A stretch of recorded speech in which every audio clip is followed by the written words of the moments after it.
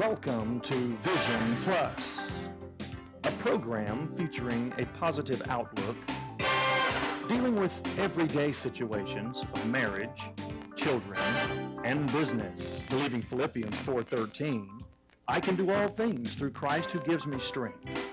Teacher, author, speaker, delighting audiences from New York to Sacramento with a heart and message for the people today. Bonnie would like to remind you of the 800 number on the screen. Please feel free to call at any time throughout the broadcast and share your concerns. Leave your prayer request and someone will pray with you.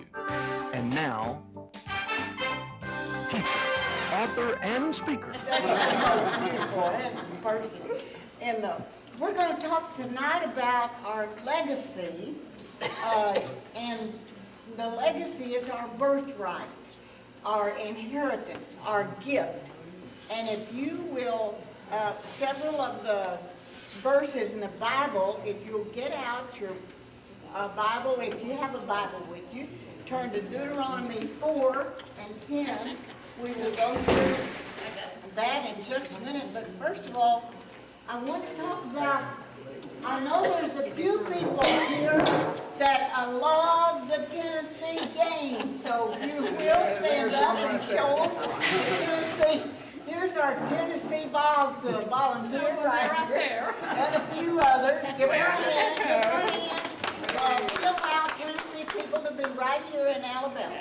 So, and I want you to think about the hats we wear in life. Sometimes we love Tennessee. I went to a church in Alabama one time, and the man was from Auburn. And this few years, half a dozen years ago, and my brother played for the Razorbacks in Arkansas. So that day, that particular night before, Saturday before, Arkansas actually beat Auburn. I know that's a rare thing, but it did happen.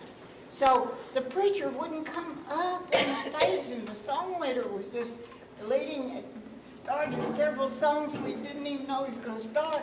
Finally, the song leader said, "Are you going to come up and preach?" He said, "No, I'm back here recruiting for Auburn to get some new ball players." We in Alabama in the South know that it's really, we love the games. How many of you had someone that went to Auburn? We'll go ahead and find out. How many of you had someone went to Alabama? Okay, there's some more. What about David Lipscomb? All right. And what? I heard that. What about, did anybody have any relatives go to Freed Hardeman? Oh, there you go. See, there's some of them. My cousin was the president of Freed Hardeman, and I know I have his book around here somewhere. E. Claude Gardner. He was the president for 20 years, and he was there for many more years. What we're going to do tonight is talk about the fact that even though we all wear a lot of hats in life, she might wear that one. This is one. Now, for me, I used to pick cotton in Arkansas, and this is the kind of bonnet I wore when I picked cotton. So how many of you have ever picked cotton or chopped cotton or had lived on a farm or knew anybody that did? I really didn't like that job, and too much, but I was good at it because I had 4 brothers and I had to beat them because I was the only girl of all 5 of us. And so we wear a lot of hats in life, don't we? How many of you have a mother? Had a mother? Let's see. You're not really sure. I did. Okay, how many of you had any siblings? She had a twin, identical twin sibling, and I asked her how did her husband know which one to marry, and if they were identical twins, they could have switched out. And she had a date with him one night, and the other twin sister, identical twin, have one. How many of you have daughters, or sons, or dogs, or cats? I heard about your dog that got sick. Ours got into some poison. I guess that's what it was, from the neighbors. I never really knew. So we took our favorite babysitter my children had was named Linda. So they named the dog Linda.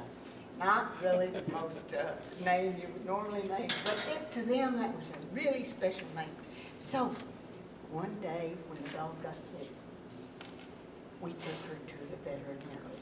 And I was explaining to my daughter, she was just a little tiny one, I said, the veterinarian is an animal doctor. She was totally quiet, didn't say another word. She watched that doctor take care of her little puppy.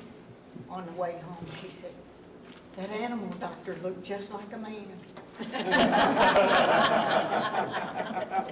Have you ever had a challenge with your words that you say that don't always communicate exactly what you were thinking they should say? Now, my husband he's the director of engineering at Spores Industry. They just asked him to come back just recently. And he's a Penn State graduate. We don't hold that against him, especially when he got whomped the other day by one of our Alabama team. And I go a lot of places to a lot of nursing homes, and I always try to take everybody some little gift.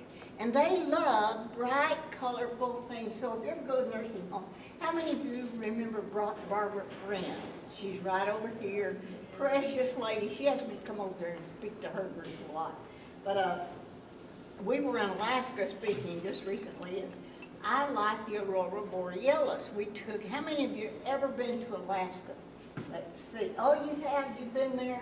Oh, and Tom has, Dr. Tom.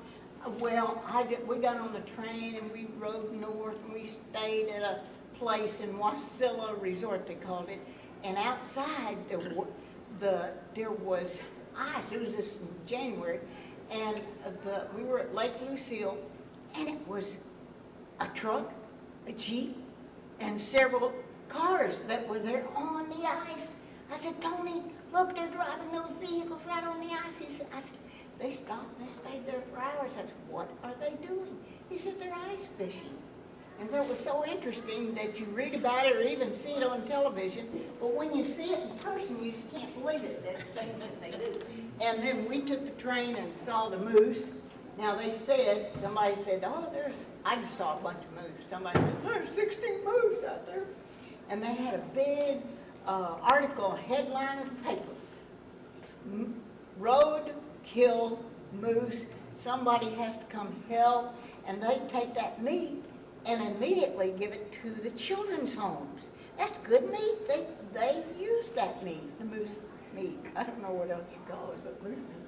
But anyway, I thought, we will never see that in the Huntsville Times headline.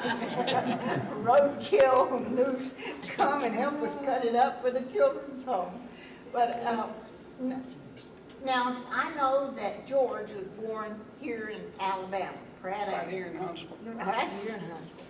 How many of you were born in another state? I know Tony was. Look at that.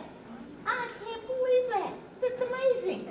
I would love to hear where each one of you, if he hadn't cut me short and make me talk such short. See, I can work a talk for 3 hours. 3 hours. 30 minutes, 3 days, 3 hours.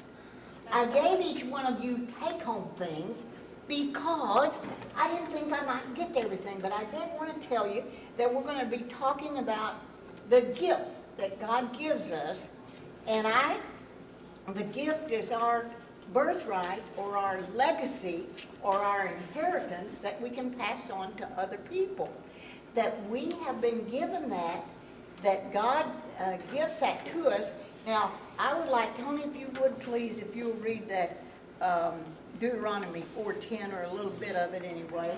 And I wrote the most important things. It's on your piece of paper there. And Are you ready? I'm ready.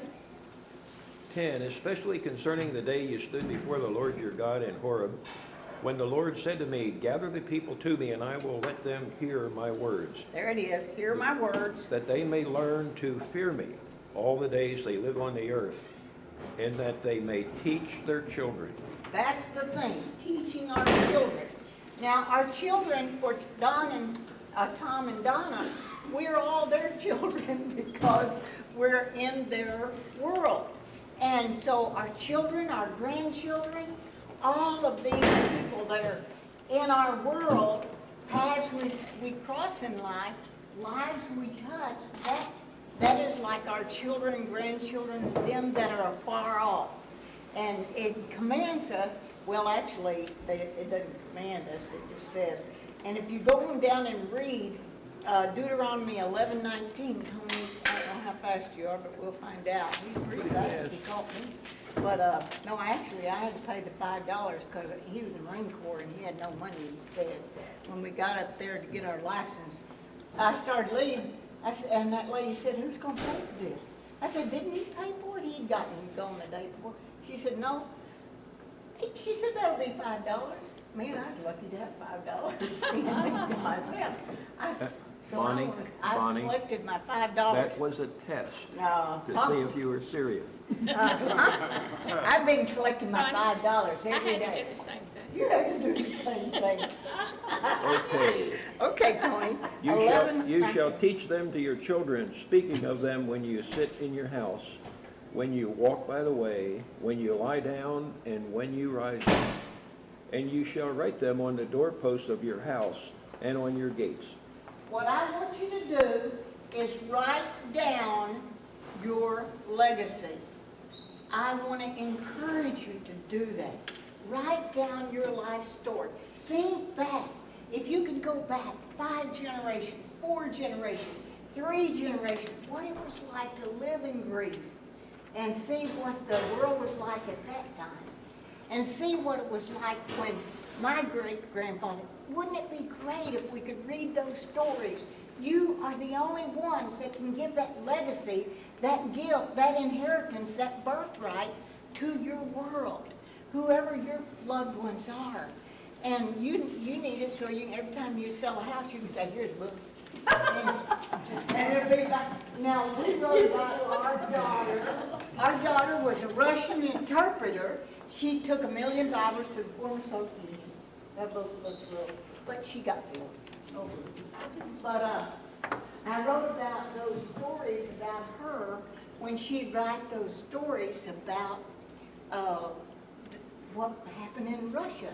And as she would take people, she learned in Dallas and in Christian Nation in Dallas.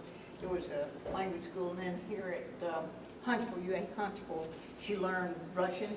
And she would take people, if you want to go to Russia, she could go, she'd be your interpreter. And they did street ministry, and she learned a lot of songs. So, absent from the body, present with the Lord. I miss her because she and I would go places, I'd speak and she'd sing. And I miss her, but I'm not sad that she's not here, going through whatever our government's doing now. But Tony and I had a lot of challenges, and you know, we've had 20 years of wonderful married life. That's not real bad out of 53. You got that?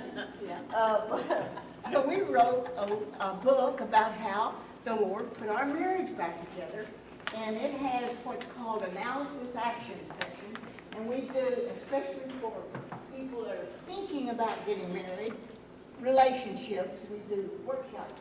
It started out with this, and then it's been updated, and then every time we would have these analysis action section written in with yellow, because most people's mother's daddy said don't write the books. And so anyway, then it got updated and transferred over. But what I want to encourage you to do, we were over speaking in 7 islands, and we went to Puerto Rico, and this was in front of a waterfall there. This is called Just Flow, and it's about how we can flow in our life with, you know, there's about 85% of things that Tony does that I kind of like about him. There's 15% that drives me up the wall. I would like to punch him for it, but I figure, okay, 85%, that's not really bad, so I just have to forget the other 15%. So that's what I tell all these young people. I said, you don't need to get me getting a divorce. Do you want to know what my ratio is? I better not say. But let's say, yeah, it's not easy. But what you need to learn is just flow. Now, what you can do, you can get, how many of you have access to a computer? Or you have some grandchild, or some neighbor, or some friend, or that can get into the computer. You can use a tape recorder. They've got these little jazzy deals now. You can put them around your neck, turn them on, and tape whatever you want to in these tape recorders. And they can plug right into the computer, and it will transfer it into words, and you got a book. And it doesn't matter. See, just go to Kinko's and have a little thing put on, bring it to church, and your words then can be a book. And then if your kids, somebody loves you enough, or your neighbors, they can have that made into what I call a real book. But this is okay.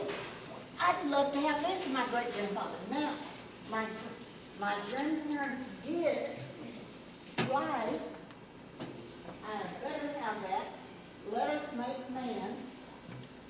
Well, that's the name of it. It's here somewhere. It fell off in the back. There's one this. Anyway, oh yeah, you can go to Walmart, get this kind if you want to, and tape it on there. It might be one that fell. Yeah, one did fall down. And so then, if you do it, one of my good friends wrote a book. We convinced him to, and he died right after that. Not that if you write a book, you're going to die right there. But the thing is, unlocking your legacy, got to do the word. Tony, read the next part. Oh, Okay, the next one is that's not okay. influence, Yeah, go on. and it is going to be Psalms 34:11. Okay, let's go to Psalms 34:11. Could you read a little louder, Tony? Come, you children, listen to me. I will teach you the fear of the Lord. And then right after that, we're going to go to Proverbs 4:4, Go ahead. and that is, He also taught me. He said to me, let your heart retain my words. Keep my commands and live. Get wisdom, get understanding. Do not forget, nor turn away from the words of my mouth. Do not forsake her, and she will preserve you. Love her, and she will keep you. Wisdom is the principal thing. Therefore get wisdom, and in all you're getting, get understanding.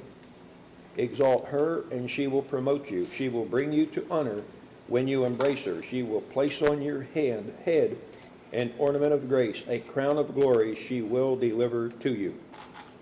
What I see is in influences, David invited his children. One of my, I got a whole bunch of different books, Bibles, and he didn't command his children, he invited them. I like that word. He didn't demand that they obey God, but Solomon, of course, did. And following, go ahead, Tony, was still, I got allergy and it's coming up. So go ahead, Tony, read, follow, how we follow. But I want to encourage you that Solomon disclosed his father's, not the Heavenly Father, his daddy's words. He allowed them to be a part of him. And I think that's what the influence that George's mother had on him, or else he'd be Greek Orthodox today. Okay, Tony, go ahead and read about following. 7:16. And it is, Jesus answered them and said, my doctrine is not mine, but his who sent me. If anyone wills to do his will, he shall know concerning the doctrine, whether it is from God or whether I speak of my own authority. He who speaks from himself seeks his own glory, but he who seeks the glory of the one who sent him is true, and the unrighteousness is in him. Did not Moses give you the law? Yet none of you keeps the law. Why do you seek to kill me? Well, is that 7:16? That was a Oh, little okay. past 16. Okay. Well, what I get, as you can see, I paraphrase a lot of these, but I see that Jesus asserted that God taught him, or he was God, Jesus and God and the Holy Spirit, three in one. But he allowed God. Now, he did go to him, and he was very, wide when he was there praying, his great drops of blood. Can you imagine that? Then he said, let this cup pass from me. But at the same time, even though he would say, why hast thou forsaken me? He still followed what his Father, our God, his God, well, it was him also. I'd like to talk about that someday, but that, he did it anyway. And sometimes you might not have wanted to do what your mother said because your daddy was Greek and your mother was Church of Christ. You might have said, but my daddy says, blah, blah, blah, blah, blah. But you did it anyway. Might not always, how many of you have had times that you really didn't agree with what your parents or somebody in your life had to say? But you did it anyway.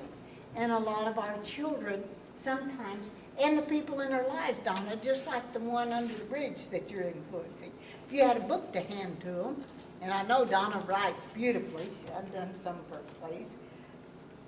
We had a wonderful time over there at your house after you got back from, oh, I loved it. I was glad it was after you got back from England because she served on these paper plates that had all of the royals. I took mine home. I wouldn't eat off of it. I took it home. I ate on the napkin and took my plate home. I've got it in my kitchen right now. Because I thought it was beautiful. Reminded me of when we were in London. But another thing about God, the gift from the parents and the teachers and the influence that David had on his children and how Jesus followed God's teaching. One thing about Jesus that I love is that he was so transparent. If he said, why have you forsaken me? He could have covered that part up and not told us that he had this desire to, why do I have to go to the cross? And when he just cried out on Gethsemane and said, please let this, I don't want to go through this. Can't you understand why have you forsaken me? But he did it anyway. We need to be transparent. Tony, if you'll help me with some of these examples while I drink. I'm a drinking woman, I guess. Would you like a cocktail? Mm-hmm, mm-hmm. That's what I need. Well, Give us some examples. Well, I can tell you about you, or I can tell you about me. I'd rather But hear the about ones you wrote here are about you. Bonnie's parents lived the teaching of the Bible, and I knew them for quite a number of years, and that's true, they sure did. They were married 60 years. My parents were married over 50 years. Wonderful. And Bonnie's mother had the chance with an ASU, Arkansas State University scholarship, and when she asked her, Bonnie's dad said, well, I got the scholarship, the kids have all gone through school and high school, and I have the scholarship. And he said, well, who's going to drive you? Because she did not drive a car. She used to drive a Model T when she was younger, but when she got a little bit older, she didn't drive anymore. So she said that just, something died in her, and she just gave up to it, and she stayed on the farm and worked the farm with him. But they did stay married for 60 years. And then she had, her three older brothers were in the military services during the Second World War, and Churchill talked Roosevelt into letting him send over about 400,000 German and Italian prisoners of war. And they were housed here in various small cities throughout mostly the eastern United States. And Well, so- her dad didn't have but one little son, younger yet than Bonnie, and Bonnie was only about 5 or 6, so your brother would have been about 3 or 4, and he had nobody to help him on the farm. I mean, all the boys at one time left. So he went and hired some of the German prisoners. You'd hire them very inexpensively, and I guess there was about, 15 of them at a time would come over. They would work the farm for him. And her parents raised sweet potatoes as well as the cotton and soybeans. They would have a meal. They'd set up like a door off of the barn on some sawhorses, and she would prepare these sweet potatoes, cook them, and have them there for them. Her grandmother churned butter to put really good, healthy butter on them. The German prisoners loved to come to the Taylor farm to work because they were fed good. She would make any amount of sweet potatoes they wanted. They could eat till they were stuffed. But her dad then would learn, well, he knew Greek. He taught himself Greek and Hebrew. And he also then very quickly taught himself some German.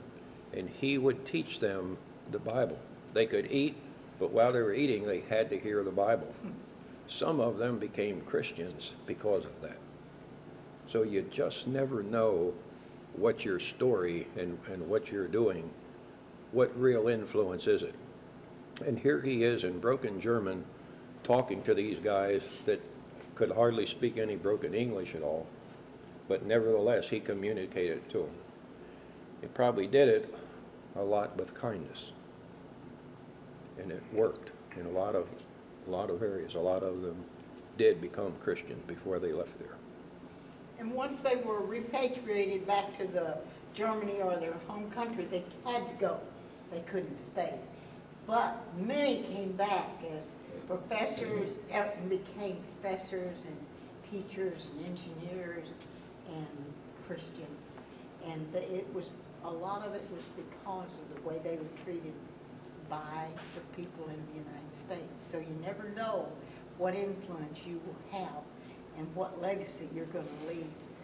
You can't even, I just remember my dad preaching one time, and he said, when he got back, he said, okay, who was there?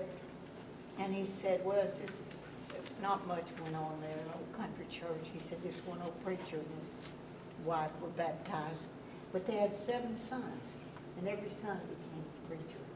So you never know what God can do with your life. Because each of us has been placed here on earth and given life for some grand purpose. Each of us was given this gift. It was put in us to develop, and through its development, to bless other people. That is our ordained purpose that God gave us. And your purpose can be accomplished only by you. Doesn't matter what hair or hat you wear in life, or the monkeys on your back. But I'm going to ask you now.